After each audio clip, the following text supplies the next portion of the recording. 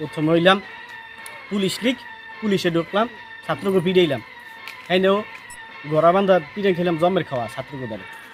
এবার গেলাম আনসারে যাই এক রাইতে যে পিটাইলো এক পিটেন খেয়ে হয়ে গেল ক্যান্সার। কেন টেকতে পারলাম না, লাস্ট পর্যন্ত গেলাম রিক্সা আন্দোলনে যোগ দিলাম। এই রিক্সা আন্দোলন লগে রিক্সা লাগেও পারলাম না। আল্লাহ, সব দিক মার খেতেছি। মানে এই কুত্তে লীগের অস্তিত্ব তো দেখতেছি যে বাংলাদেশের বুকে থাকতেই না। বেড়া আর কত ইসে যাবো, কত রূপে যাবো ক? কেন কি হয়েছে? কত রূপে গেলাম, যে রূপে যাইতেছি সেই রূপে মার খেতেছি, যে রূপে যাইতেছি সেই রূপে মার খেতেছি। এই কুত্তা লীগ করিয়া জীবনটা শেষ করে গেলাইছি। হয় রে ভাই, তুই ঠিকই কইছিস। কুত্তার লিগে যে কেন গেলাম, পিটান খাইতে খাইতে সোজা হয়ে গেছি। বেড়া কইস না, এই জীবনে বড় ভুল করছি এই নতুন ভাবে এই কুত্তা লেগে যোগ দিয়ে। বেড়া এমন ভুল করছি আমি বিয়েটাও করতে পারি না। ওই যে জায়গা মাই দেখতে যাই এই জায়গায় কয় ও কুত্তা লিগ করছিল, আপনারা মাই দেওয়া যাবে না। কোন যে ঝামেলায় আছি বেড়া। বেড়া ভাই যাওয়ার সময় যে কথা কইয়ে গেছিল বুঝছিস, এত 2-3টে পালন করতে যাই অলরেডি মাইরে হেদিক দিয়েও খাইছি। এবড়া ভাই কি কই গেছিল? কেন তুই হ্যাঁ জানোস না? হল ওস্তাদ ভাই, আপনি হইছেন আমাকে কর্তৃপক্ষ, আমার গার্ডিয়ান।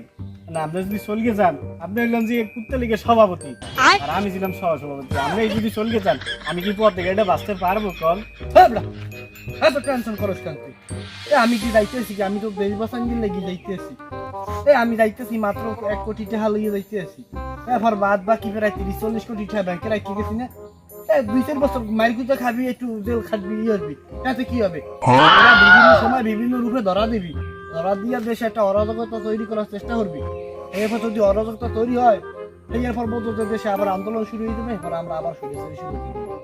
এরপর যদি আমরা ক্ষমতা আইতে পারি, 4-5টা আয়না করবো না, বারদারা লাফালাফি করে, আপনি থাকতে আমার কি কোনো টেনশন আছে? আমার প্রতিপক্ষ আমনে, আমার গার্ডিয়ান আমনে, আমার আমার কি বড় ভাই আমনে, আমনেই তো আমার যাই ভালোভাবে যাই একটু আফার লাগে, ম্যাডামের লাগে, একটু আমাকে জননী নেত্রীর সাথে একটু কথাবার্তা বলি। হাল লাগে যাইয়া কোনো কায়দায় যদি বলার পার হইতে পারি, পার হয়ে যাইয়া আমি হাল লাগে আলোচনায় বসবো, এই বিষয় নিয়ে কথা বলবো যে আমাকে দুদিক খোঁজ লাগছে, আমরা কিভাবে বাঁচতে পারি। আমরা যে কুত্তা লিগে এখন যে কুত্তার মতো বলাপানে পিটান খাই, আমিও তো যাইতেছি, আমারও জানের ভয় আছে, এরা তো বলতে পারি না, বললে তো আবার সমস্যা।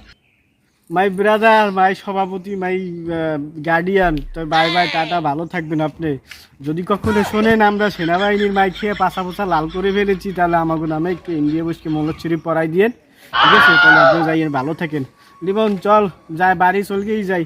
ওই ওস্তাদ প্রথম কদিন আমরা আগান বাগানে কাটাবো, এরপর ওই রোগের বিলে কদিন কাটাবো, তারপর ওই জনসম্মুখীনে আসবো, আর ওই মাইরগুতে কয়েকদিন পর পর গণদোলানি খাবো। এই নেতামি হতে গেলে 2-3টে মায়ের গুতে খাইতে হয়, বুঝতো? এখন তোরা টেনশন মোটেও করিস না, ফারাকা কিন্তু ছাড়িয়ে দিছি, বন্যায় তলাই দিছি না, এবার পিএইচ দিয়ে বন্ধ ধরিয়ে দেবো। আর ইন্ডিয়া কোনো খাইতে ইয়া আফার লাগে আলোচনা করিয়া মোদি কাকু লাগে এক লাগে হাইয়া দেবো আনে সব লাইসকে, সমস্যা নেই, টেনশন হইস না। তোরা কুত্তা লিগে যারা আসো, তোরা একটা সঠিকভাবে জ্ঞান সৃষ্টি করার প্ল্যান করি গেলা।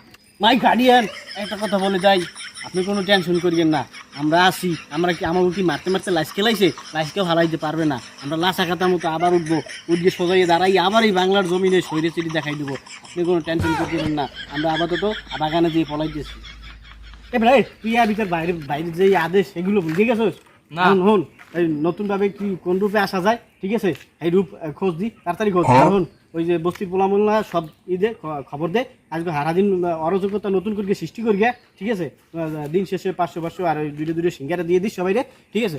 আর এই ভিডিও যারা দেখতেছেন, যারা এখনো মানে আকান বাগানে পানির তলে কচুরির তলে যারা জায়গা পলাইছেন, তারা এই ভিডিওর নিচে কমেন্ট করিয়ে দেন নতুনভাবে কোন রূপে আসতে পারি, কুত্তা লীগ হইয়া আমরা কোন রূপে আসবো সেইটা কমেন্ট।